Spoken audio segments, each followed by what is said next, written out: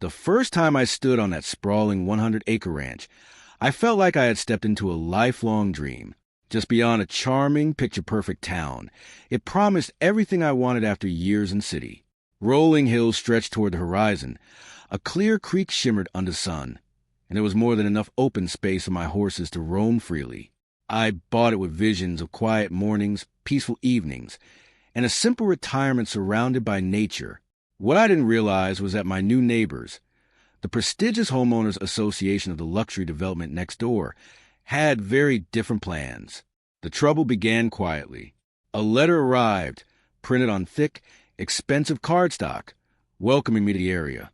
Tucked inside the polite greeting was a note explaining that my rustic, weathered wooden fence did not meet their aesthetic standards. I was confused. My ranch wasn't part of their HOA. I double-checked my deed and county records to be absolutely certain. Sure enough, my property stood completely independent of their jurisdiction. I responded courteously, thanking them for the welcome but clarifying that they had no authority over my land. I assumed that would settle it. I was wrong. The following letter was firmer in tone. It insisted that I repaint my traditional red barn to a more cohesive beige to complement their community palette. Soon after came complaint about the sound of my horses, the appearance of my old pickup truck, and even the unsightly positioning of my vegetable garden. The HOA president, a woman I'll call Karen, seemed personally offended by my rural lifestyle. To her, my ranch was an eyesore threatening the immaculate image of her manicured neighborhood. Determined to keep things civil, I attended one of their meetings in hopes of resolving the tension. It felt like stepping into hostile territory. Karen, with her perfectly styled hair and thinly veiled smirk, publicly criticized me. She accused me of dragging down their property values. The rest of the board, clad in tailored outfits and polished shoes, nodded along while eyeing my worn jeans and boots with obvious disdain. I left understanding that compromise wasn't their goal. Control was. A few weeks later, the situation escalated dramatically. I was returned from the feed store when I saw something that stopped me cold. A massive iron fence stretched across the main access road to my ranch. They had completely sealed it off. My property was effectively landlocked. The barrier ran directly along the boundary of my land, cutting off the only road I had used for decades. An automated gate stood in place, but of course, I had no access code. They had literally boxed me in because they disliked the sight of my farm. Shock quickly gave way to anger. This was no longer petty harassment. It was an assault on my home and livelihood. I contacted my lawyer immediately. He was stunned. The HOA had blocked a public access road that had been in continuous use for more than 50 years. We filed a complaint to the county at once and initiated legal action. While my attorney handled the formalities, I conducted my own research. I combed through old maps, dusty archives, and decades-old property filings. I was searching for leverage, something overlooked, something powerful.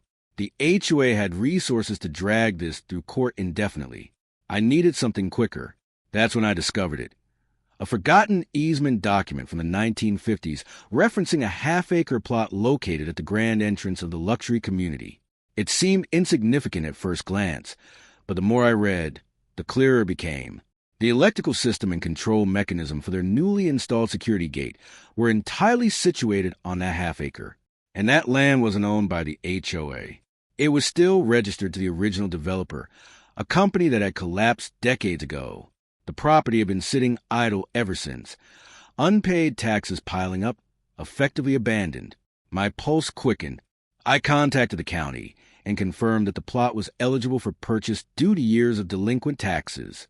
The asking price was almost laughable, less than the cost of a high-end saddle. I didn't hesitate.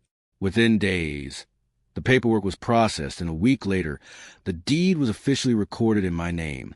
I now own the ground beneath the control center of their entire gated system. I kept quiet until everything was finalized. Then one morning, I drove my old pickup not to the barricaded ranch road, but to the grand entrance of their community. I parked calmly and walked straight to the gate's control panel. A security guard rushed toward me, shouting about trespassing. I simply smiled and held up the deed. I believe I told him that I'm standing on my property, and this control system is on it as well. Confusion spread quickly. The guard called his supervisor, who in turn called Karen. She arrived in her golf cart moments later, furious. "You are trespassing," she snapped. "Karen," I replied evenly, "this half-acre belongs to me. That includes the gate controller and the power supply. I have options here. I could shut it down permanently. Or perhaps I could introduce a land use fee." Her face drained of color. She sputtered about lawsuits.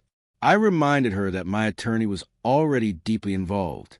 "While you're making those calls," I added, "remember that access to your entire community currently depends on land I own." I entered the master code I had located in the system manual and opened the gates. Then I reset the code. Just like that, I locked the HOA out of its own system. Their elegant, expensive barrier had become my leverage. Afterward, I drove back to the fence blocking my ranch and used the key I had acquired through legal channels to swing it wide open. The blockade was finished. Karen's defeated expression was worth more than any courtroom win. The next day, the HOA dismantled the illegal fence. They delivered a formal apology and requested a legitimate easement for their gate infrastructure. I agreed at a price. They covered my legal fees, compensated me for damages and stress, and issued a public apology in the local paper. Now, whenever I pass their grand entrance, I see that modest half-acre plot. I installed a small, tasteful sign that reads, "Ranch Property." It's a quiet reminder that you should never underestimate someone who simply wants to live peacefully. My ranch is tranquil once more. My horses graze undisturbed. And my neighbors have finally learned to respect the boundary fence. Thanks for watching, and don't forget to like and subscribe for more stories.